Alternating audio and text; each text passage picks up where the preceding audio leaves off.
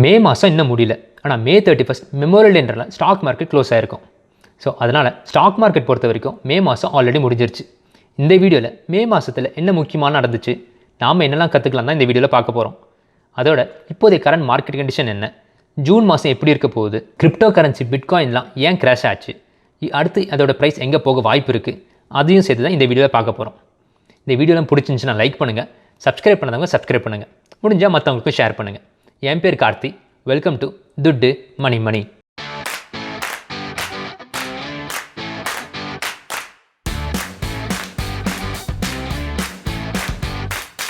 மே மாதம் overall US stock market எப்படி perform பண்ணியிருக்குன்னு பார்த்துடலாம். நம்ம யூஎஸில் இருக்கிற முக்கியமான இண்டெக்ஸஸ் தான் பார்க்க போகிறோம். ஃபர்ஸ்ட் டவ் ஜோன்ஸ் வந்து மே மாதத்தில் மட்டும் 1.93% ரிட்டர்ன்ஸ் கொடுத்துருக்காங்க. S&P 500 0.55% ஆகும். நாஸ்டாக் -1.53% ரிட்டர்ன்ஸ் கொடுத்துருக்காங்க. ரசல் 2000 0.11% ரிட்டர்ன்ஸ் கொடுத்துருக்காங்க. ஏப்ரல் மாதம் நம்ம பார்த்தோம். ஓவரால் ஸ்டாக் மார்க்கெட் ஏப்ரல் ஃபஸ்ட்லேருந்தே மேலே தான் போயிட்டு இருந்தாங்க. ஆனால் மே மாதம் ரொம்பவே வாலட்டைலாக இருந்துச்சு. ஃபஸ்ட்டு 2 வீக்ஸ்லாம் ஸ்டாக் மார்க்கெட் ரொம்பவே கீழே இருந்துச்சு. நாஸ்டாக்லாம் 6% டவுனில் இருந்தாங்க. S&P 500 கிட்டத்தட்ட 4.5%லாம் கீழே இருந்தாங்க. ஆனால் May 13th அப்புறமா தான் ஓவரால் ஸ்டாக் மார்க்கெட்டை இன்க்ரீஸ் ஆக ஆரம்பிச்சிச்சு. இதனால தான் மார்க்கெட் மேலே போனாலும் கீழே போனாலும் நம்ம ஸ்டாக் மார்க்கெட்டில் எப்போவுமே இன்வெஸ்டடாக இருக்கணுன்றது. நம்ம நல்ல கம்பெனியில் இன்வெஸ்ட் பண்ணியிருந்தோன்னா கண்டிப்பாக பயப்பட தேவையில்லை. சரி, ஃபஸ்ட் வீக்கில் என்னென்ன நடந்துச்சுன்னு பார்க்கலாம். ஃபர்ஸ்ட் வீக்லேருந்தே ஸ்டாக் மார்க்கெட் வாலட்டிலிட்டி ஆரம்பிச்சிருச்சு. க்ரோத்துக்கும் வேல்யூ ஸ்டாக்ஸுமே இந்த வருஷம் ஃபுல்லாகவே வந்து காம்படிஷன் இருந்துட்டு இருந்துச்சு. ஏப்ரல் மாதம் க்ரோத் ஸ்டாக்ஸ்லாம் வேல்யூவோட அதிகமாக பர்ஃபார்ம் பண்ணாங்க. ஆனால் இந்த மே மாதம் க்ரோத் ஸ்டாக்ஸ் பழையபடி கீழே போக ஆரம்பித்தாங்க. இதுக்கு முக்கியமான காரணம் யூஎஸ் ட்ரெஷரி செக்ரட்டரி ஜானட் எலன்றவங்க ஒரு ஸ்டேட்மெண்ட் விட்டாங்க. இந்த ஸ்டேட்மெண்ட் என்னென்னா, interest rates may have to rice. இந்த ஒரு சின்ன ஸ்டேட்மெண்ட் பண்ணதுக்கு ஸ்டாக் மார்க்கெட் நிறைய ரியாக்ட் பண்ணிச்சு. முக்கியமாக க்ரோத் ஸ்டாக்ஸில் நல்லாவே கீழே போக ஆரம்பிச்சிட்டாங்க. இந்த growth stocks, interest rate, inflation rate, bond yield பற்றிலாம் நான் ஏற்கனவே பேசியிருக்கிறேன். அதை பற்றி இன்னும் அதிகமாக தெரிஞ்சுக்கணுன்னா மேலே இருக்க பேனரை கிளிக் பண்ணுங்கள், இல்லை கீழே வீடியோ டிஸ்கிரிப்ஷனில் அந்த லிங்க்ஸ்லாம் கொடுத்துருக்கேன், போய் பாருங்கள். ஃபர்ஸ்ட் வீக்கில் இன்னொரு முக்கியமான நியூஸ் நான் ஃபாலோ பண்ணது வந்து ஒரு கோர்ட் கேஸ், ஆப்பிளுக்கும் எபிக் கேம்ஸ்க்கும் நடுவில்.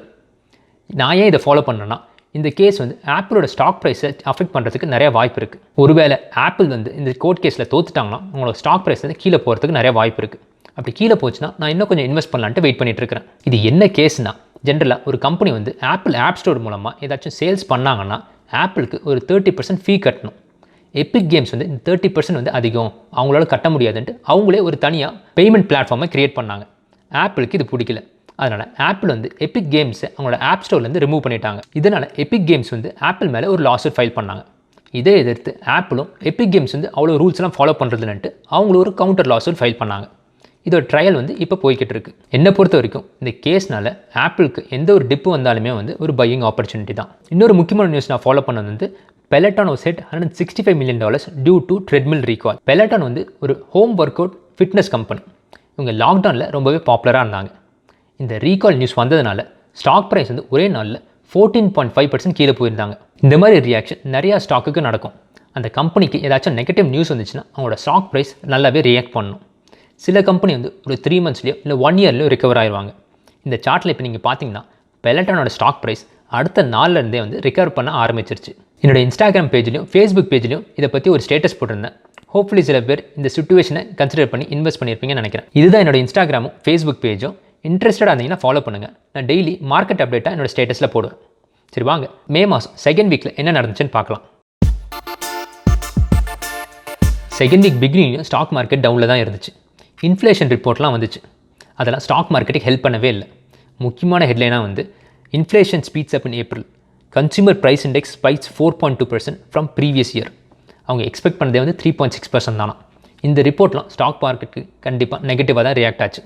அதோட இன்னொரு நியூஸ் வந்து கொலோனியல் பைப்லைன் சைபர் அட்டாக் நியூஸும் வந்துச்சு. இதனால் ஆயில் ப்ரைஸ்லாம் இன்க்ரீஸ் ஆச்சு. யூஎஸில் கேஸ் ஷார்ட்டேஜ்லாம் நிறையா இருந்துச்சு. இதனால் நிறைய பேர் வந்து கேஸ் ஸ்டேஷனில் க்யூவில் நின்று காருக்கு கேஸ் போடுற நிலமே இருந்துச்சு. செகண்ட் வீக்கில் பிட்காயினோட ப்ரைஸ்லாம் கீழே போக ஆரம்பிச்சிச்சு.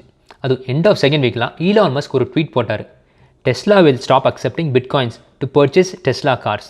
இதுக்கு ஒரு ரீசன் கொடுத்தது வந்து பிட்காயின் மைண்ட் பண்ணுறதுலாம் வந்து என்விரான்மெண்ட் ஃப்ரெண்ட்லி கிடையாது, அதனால் கார்பன் எமிஷன் அதிகமாகுதுன்னு சொன்னார். இதனால் பிட்காயினோட ப்ரைஸ் வந்து மடமடன்ட்டு கீழே போக ஆரம்பிச்சிச்சு.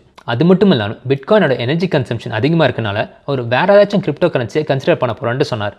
இதனால் ஓவரால் கிரிப்டோ கரன்சி மார்க்கெட்டுமே வந்து ஒரு ரிப்பிள் எஃபெக்ட்ல இருந்துச்சு. மேஜர் கிரிப்டோ கரன்சியோட ப்ரைஸஸ்லாம் கம்மியாச்சு, ஆனால் சில சின்ன கிரிப்டோ கரன்சி ப்ரைஸஸ்லாம் இன்க்ரீஸ் ஆச்சு. இது ஆனால் எக்ஸ்பெக்ட் பண்ணது தான். கிரிப்டோ கரன்சி மார்க்கெட்டுக்கு ஓவரால் ஃபியூச்சர் இருக்க தான் செய்யும். ஆனால் இப்போதைக்கு அதை மார்க்கெட் பண்ணுறதுக்கும் பப்ளிசைஸ் பண்ணுறதுக்கும் ஒரு செலிபிரிட்டி தேவைப்படுறாங்க. இந்த கேஸில் ஈலான் மஸ்க் ஒரு செலிபிரிட்டியாக இருந்துக்கிட்டு அவர் டாஜ் காயினை வந்து பப்ளிசைஸ் பண்ணுறதுக்காக பிட்காயின்லாம் வந்து நெகட்டிவாக சொல்கிறாருன்னு தான் எனக்கு தோணுது. நான் என்னோட how to invest in crypto currency வீடியோவில் சொன்னது தான்.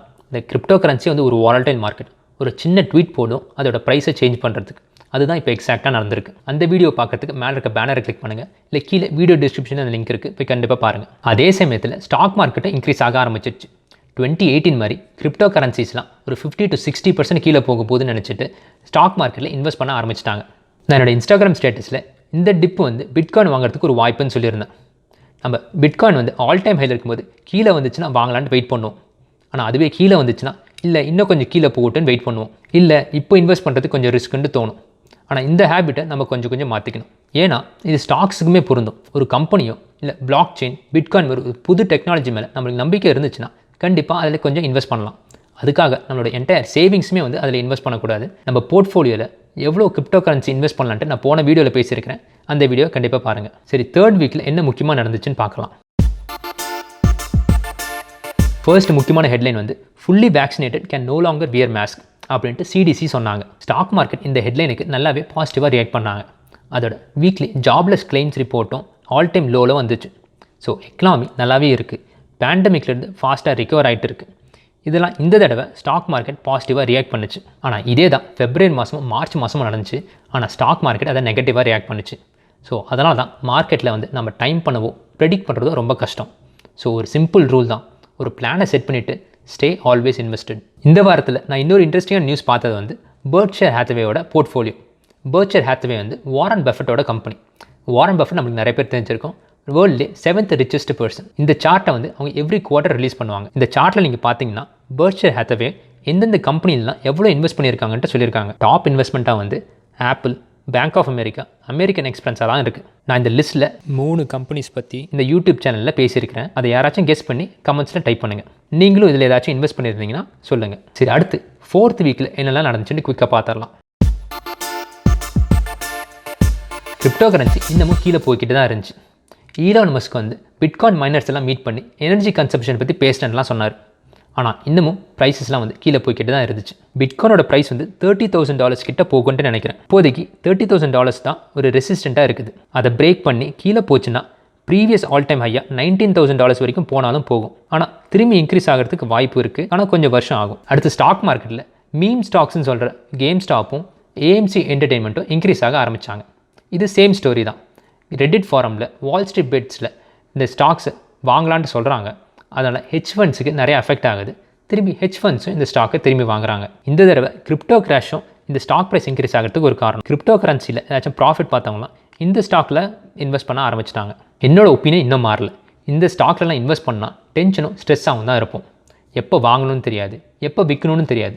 நம்ம விற்றதுக்கப்புறம் ஸ்டாக் ப்ரைஸ் மேலே போச்சுன்னா ஐயோ சீக்கிரம் விற்றுட்டோன்னு தோணும். வாங்கினதுக்கப்புறம் கீழே போச்சுன்னா ஐயோ எப்போ தான் மேலே வரும்னு தோணும். ஸோ இந்த டென்ஷன்லாம் இல்லாமல் இருக்கிறது எவ்வளோ நல்லது. ஸோ ப்ராஃபிட்டில் இருந்தீங்கன்னா just relax and enjoy the profit. இல்லை இன்னும் கொஞ்ச நாள் கழிச்சு விற்றுக்கலாம்னு நினச்சிங்கன்னா ஃபியூச்சர் அன்சர்டினிட்டிக்கு கொஞ்சம் ப்ரிப்பேர்டாக இருங்க, அவ்வளோதான். கடைசியாக இந்த மாதத்தில் நான் இன்னொரு இன்ட்ரெஸ்டிங்கான நியூஸ் பார்த்தது வந்து அமேசான் வந்து MGM ஸ்டுடியோஸை வாங்க போகிறான்றது நியூஸ். MGM ஸ்டுடியோஸ்ன்றது நிறைய பிளாக் பஸ்டர் மூவிஸ்லாம் க்ரியேட் பண்ணியிருக்காங்க. முக்கியமாக ஜேம்ஸ் பாண்ட் மூவிஸ்லாம் இவங்களோடது தான். இப்போ ரொம்ப நாளாகவே வந்து நெட்ஃப்ளிக்ஸும் டிஸ்னி ப்ளஸும் தான் வந்து ஸ்ட்ரீமிங்கில் லீடர்ஸாக இருக்கிறாங்க. அமேசான் ப்ரைமும் நெட்ஃப்ளிக்ஸ்க்கும் டிஸ்னி ப்ளஸுக்கும் காம்படிஷன் கொடுக்கறதுக்கு இந்த பர்ச்சேஸ் நல்லாவே ஹெல்ப் பண்ணும். US ஸ்டாக் மார்க்கெட் இப்போதைக்கு ஒரு ஸ்டேபிள் பொசிஷனில் தான் இருக்குது. எக்கனாமி நல்லா ரிகவர் ஆகிட்டு இருக்குது. ட்ராவல் பிஸ்னஸ், ரெஸ்டாரண்ட் பிஸ்னஸ், முக்கியமாக யூஎஸில் ஸ்மால் பிஸ்னஸ் எல்லாமே நல்லா பர்ஃபார்ம் பண்ணிட்டு இருக்காங்க. நான் போன மாதமே சொல்லியிருந்தேன், ஸ்டாக் மார்க்கெட் ஆல் டைம் ஹையில் இருக்கும்போது ஸ்டாக் மார்க்கெட்லேயே ஒரு பபுள் இருக்குது, கிராஷ் ஆக போகுதுன்னா கான்வர்சேஷன் வரும்ட்டு. ஒரு 10% கம்மியாகும் போது தைரியமாக இன்வெஸ்ட் பண்ணுங்கன்ட்டு. போன மாதம் 10% கீழே போகல, ஆனால் ஒரு 4% to 6% கீழே போயிருந்துச்சு. ஹோப்ஃபுல்லி அதை யூஸ் பண்ணி இன்வெஸ்ட் பண்ணியிருந்திருப்பீங்கன்னு நினைக்கிறேன். பாஸ் ஹிஸ்ட்ரியில் 2020 வரைக்கும் 10 தடவை நெகட்டிவ்லையும் 11 தடவை பாசிட்டிவ்லையும் ரிட்டர்ன்ஸ் கொடுத்துருக்காங்க. ஆவரேஜ்னு பார்த்தா -0.5% ரிட்டர்ன்ஸ் கொடுத்துருக்காங்க. இந்த வீடியோ ஃபுல்லாகவே கீழே ஒரு சின்ன பேனர் பார்த்துருப்பீங்க. என்னோட முந்தைய வீடியோலாம் பார்த்துருந்தீங்கன்னா அது என்னென்னு உங்களுக்கு தெரிஞ்சிருக்கும். இந்த யூடியூப் சேனலில் நான் இது வரைக்கும் 2 பெஸ்ட் போர்ட்ஃபோலியோ வீடியோஸ் கிரியேட் பண்ணியிருக்கேன். ஒன்று சேஃப் போர்ட்ஃபோலியோ, இன்னொன்று மீடியம் ரிஸ்க் போர்ட்ஃபோலியோ. அந்த டேபிளில் நீங்கள் பார்த்தது வந்து மே 29 வரைக்கும் அந்த 2 போர்ட்ஃபோலியோ எவ்வளோ ரிட்டர்ன்ஸ் கொடுத்துருக்காங்களாம். சேஃப் போர்ட்ஃபோலியோ வீடியோ வந்து நான் மே 9 போட்டேன். அதுலேருந்து இப்போ வரைக்கும் -0.20% ரிட்டர்ன்ஸ் கொடுத்துருக்கு. அடுத்து மீடியம் ரிஸ்க் போர்ட்ஃபோலியோ வந்து மே 23 போட்டேன். அதுலேருந்து +1.55% ரிட்டர்ன்ஸ் கொடுத்துருக்கு. நெக்ஸ்ட் வீக் வந்து high risk high reward portfolio பார்க்க போகிறோம். இந்த யூடியூப் சேனலை சப்ஸ்கிரைப் பண்ணாத இருந்தீங்கன்னா கண்டிப்பாக சப்ஸ்கிரைப் பண்ணுங்கள். உங்களுக்கு ஏற்கனவே தெரிஞ்சது தான், அந்த நோட்டிஃபிகேஷன் பெல்லை கிளிக் பண்ணுங்கள். இந்த வீடியோஸை நீங்கள் சீக்கிரம் பார்க்கலாம். ஹோப்ஃபுல்லி இந்த வீடியோவில் உங்களுக்கு பிடிக்கும்னு நினைக்கிறேன். பிடிச்சிருந்தா கண்டிப்பாக லைக் பண்ணுங்கள். அப்போ தான் யூடியூப் அல்காரிதம் மற்றவங்களுக்கும் இந்த வீடியோவை ஷேர் பண்ணும். Until I see you next time, be safe, keep smiling. Thank you.